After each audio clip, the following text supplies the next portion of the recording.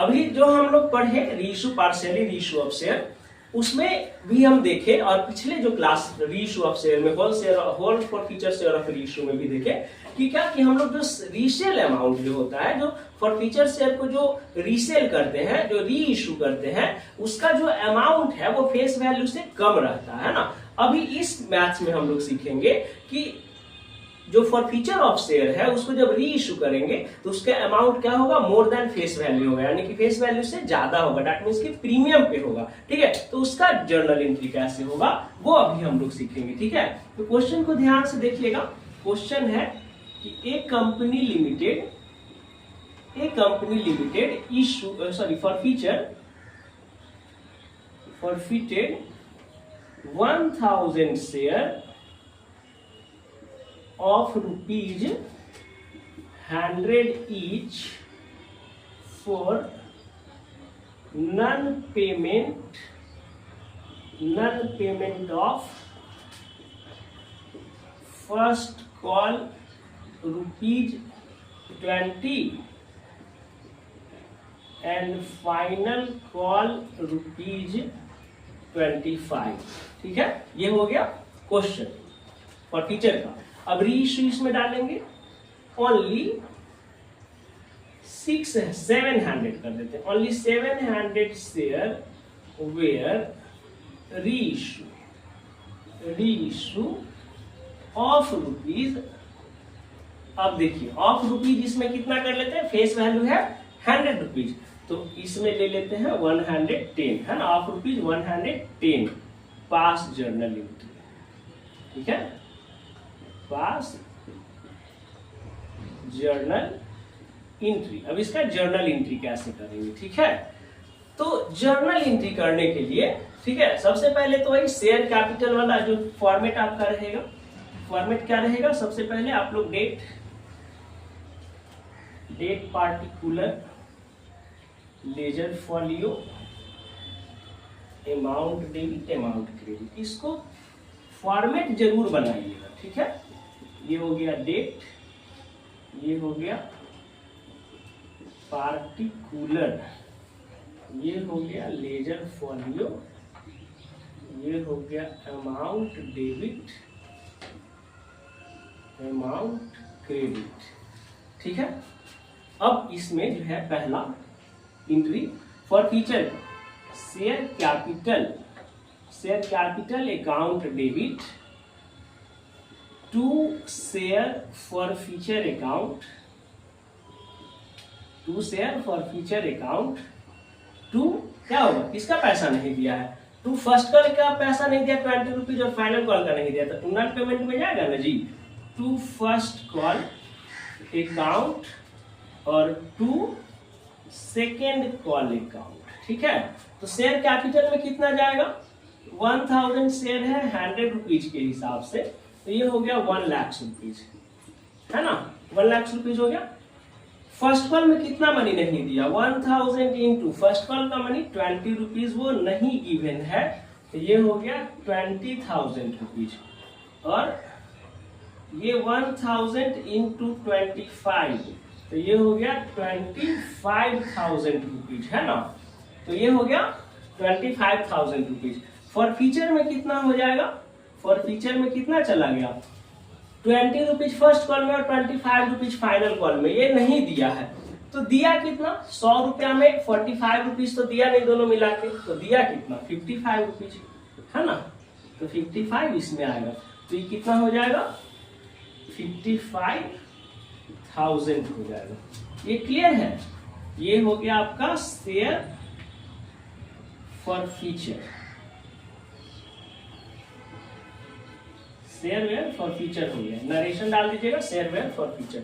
Second जो reissue का जो एंट्री है, पार्शियली रीइश्यू है, 1000 शेयर जो है फॉरफीचर किया है, इसमें से 700 है ना, 700 है ना शेयर, 700 शेयर ही रीइश्यू किया है, तो पार्शियली रीइश्यू हुआ। अभी जस्ट पिछले क्वेश्चन में बताए थे, क्या बताए थे कि पार्शियली रीइश्यू होगा तो इधर कैलकुलेशन होके आपको क्या निकलेगा, फॉरफीचर का अमाउंट निकलेगा जो ट्रांसफर होगा किसमें, कैपिटल रिजर्व में। ठीक है, तो अब इसमें पार्शियली रीइश्यू ऑफ शेयर है लेकिन एंट्री तो सेम होगा, bank account debit to share capital account और टू सिक्योरिटीज प्रीमियम अकाउंट।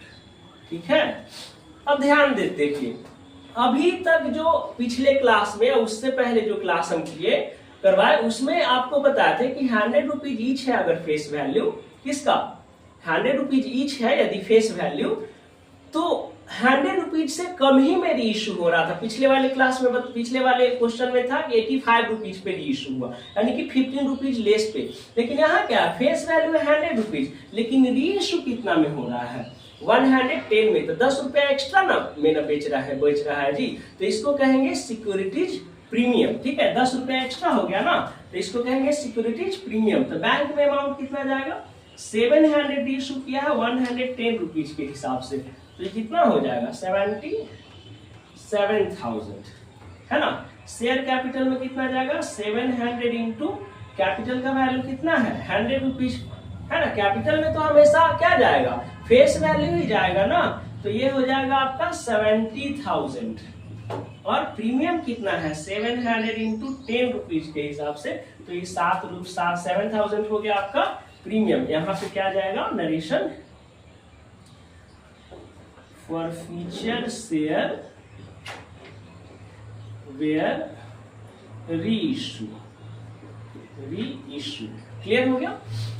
अब जो है ट्रांसफर करना किस में कैपिटल रिजर्व में, तो कैपिटल रिजर्व का पहले फॉर्मेट ये कर लीजिए, जर्नल एंट्री कर लीजिए, शेयर फॉर फीचर अकाउंट